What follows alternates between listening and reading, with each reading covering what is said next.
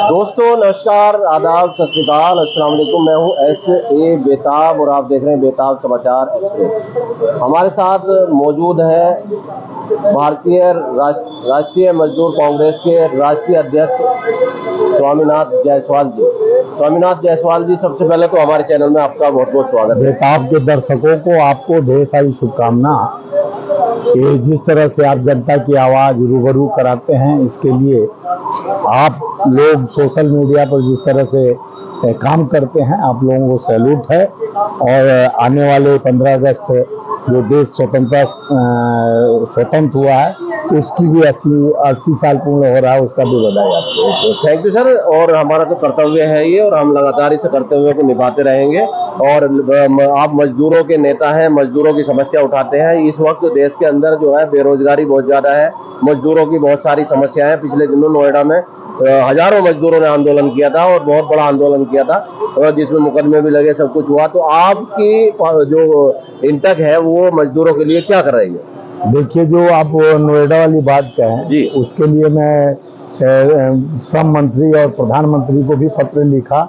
जिस तरह से प्रोटेस्ट वहाँ भी हुआ, हरियाणा भी हुआ, उसके लिए हम कई मुद्दों को हम जंतर मंतर पर 15 मार्च को 22 मुद्दों के साथ हम प्रोटेस्ट किए थे 15 मार्च को, और सारे मुद्दा को रखा। जो वही 29 से 4 कोड कानून बदला गया, जिसमें मजदूरों का दोहन करने के लिए सरकार अपनी नीतियों को जिस तरह से 3 काले कानून लाके 770 किसानों का मौत के मंजर तक पहुंचाएगा, उसी तरह सेम पैटर्न पर मजदूरों के हक, उनके पेट, हवा, उनके बच्चे शिक्षित न है, शिक्षा से बेदखल करने के लिए जो 81 करोड़ राशन की बात करते हैं, तो फ्री का राशन मजदूर नहीं मांगता। कल कारखाने, फैक्ट्रियां, इंडस्ट्रीज दो, तो एक कई चीज मुद्दे थे। आउटसोर्स भर्ती कंपनी को तुरंत किया जाए, ये हमारा मांग। सभी आउटसोर्स कर्मियों को सरकारी विभाग के सीधे नियुक्त किया जाए। जब आप देखते हैं आजकल प्राइवेट कंपनी चल रही है, आउटसोर्सिंग के जरिए जितनी भी नियुक्तियां की जाती है, इसमें बहुत बड़ा झोल है। और इसमें इतना बड़ा, मैं तो बल्कि इसे घोटाला बताऊंगा कि इतना बड़ा घोटाला है कि उनसे पैसे लिए जाते हैं, फिर उन पे कोई भी चार्ज लगा करके उन्हें साल 6 महीने बाद उससे नौकरी से निकाल दिया जाता है। तो इस तरह से जो उनके साथ, मैं सरकार से 15 अगस्त को प्रधानमंत्री से मांग कर रहा हूं कि 29 से 4 कोड कानून जो बदले हैं, जिसमें 300 मजदूरों को बेदखल कर दिया जा रहा है कंपनियों से, उस पे हम यूनियन वाले, हम भारतीय राष्ट्रीय मजदूर कांग्रेस महासंघ, चाहे यूनियन वाले जो 100 यूनियन लोगों का एक यूनियन बनता था, यूनियन के पास जाता था, लेटर लिखते थे कंपनी वाले, तब हटाते थे। आज उनको अधिकार दिया गया, बड़े पूंजीपति हो, चाहे अडानी अंबानी, चाहे बड़े पूंजीपति कंपनी वाले हैं, उनको 300 लोगों को हटा देंगे, निकाल देंगे।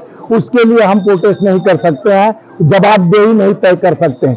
तो ये जवाबदेही सरकार जिस तरह से मजदूरों के हक हुकूक को छीन कर उनके पेट पे वार किया है, आज लगातार मजदूरों को निकाला जा रहा है। और वो ये भी लाया गया कि अगर मजदूर जाएगा, कोर्ट जाएगा या मजदूर यूनियन के पास जाएगा, तो उसको हम लिख कर दे देंगे, तो कहीं दूसरी जगह काम नहीं मिलेगा।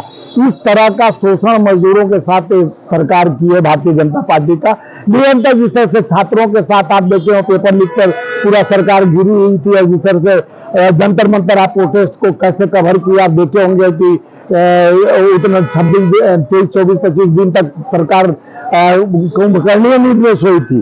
और 20 तारीख को जिस तरह से बच्चों और छोटे छोटे बेटियों पर वार, हमारे नेता राहुल गांधी जी निरंतर ये बात को उठाए संसद तक, और अमित शाह को बुलाया गया, तो अमित शाह 3 बजे का एक आंकड़ा दिए, 3 बजे आप लिख के दो और 3 बजे हम आपके जवाब। ये 3 का आंकड़ा, 3 और 13 का आंकड़ा, ये जो कहां से कौन सा उनको प्रेत बता, इतना दिन तक संसद को ये लोग बाध्य रखे आए, जवाब नहीं दिए छात्रों को। और छात्रों को जिस तरह से मारा गया, तो इनसे सवाल किया गया कि आप मारने का पैलेट गन चलाने और AK-47 का अधिकार किसने दिया पुलिस को मारने के लिए। और जिस तरह से जो डेट था उसमें वो लगाए थे सारे। ये सारा आंदोलन जो है, जैन जी का आंदोलन चल रहा है, ये सारी मांगे चल रही हैं, लेकिन मजदूर जो है, मजदूरों के जो अधिकार, जैन जी जो है ना, मजदूरों के बेटे हैं। वहाँ जो प्रोटेस्ट कर रहे थे, किसान मजदूर के बेटे हैं। 81 करोड़ 31 लाख लोगों को कहते हैं राशन हम फ्री में देते हैं। हमको फ्री की राशन नहीं चाहिए। क्यों देते हैं आपको बता रहा हूं, उनकी मंशा क्या है। 81 करोड़ 30 लाख लोगों को फ्री राशन देने का इनका मंशा यह है कि मजदूर का बेटा राशन खाकर पड़े रहेगा, वो शिक्षा की तरफ नहीं बढ़ेगा। एजुकेशन मस्ट होना चाहिए देश का, शिक्षित बनो। और कहा जाता है बेटी पढ़ाओ बेटी बचाओ, बेटियों पर किस तरह से वार हो रहा था। तो गरीब मजदूरों का बच्चा पढ़ेगा नहीं तो आगे बढ़ेगा। तो उनका सोच है कि अगर मजदूर पढ़ लेगा तो ये भी रोजगार मांगेगा। हम तो भाइयों बहनों मित्रों का सरकार मतलब अशिक्षित रखना चाहती है, पूरा प्रोपगंडा है।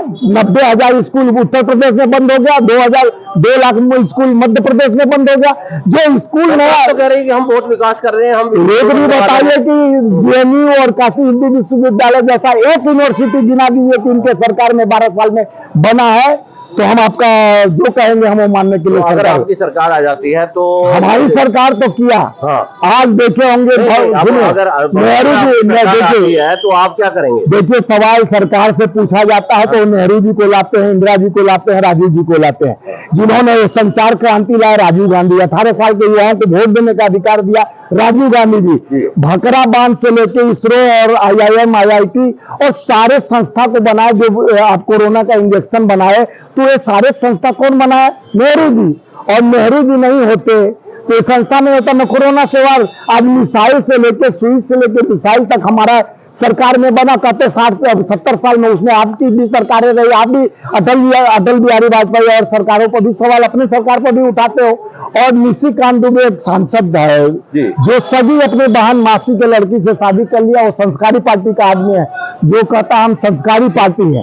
ऐसा कौन संस्कार है कि जो हमारे हिंदू संस्कार में आता है, जो सगी बहन से शादी कर ले और उसके बाद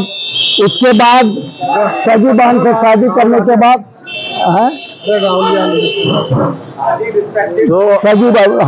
सारे मुद्दों पर फोटो। Thank you.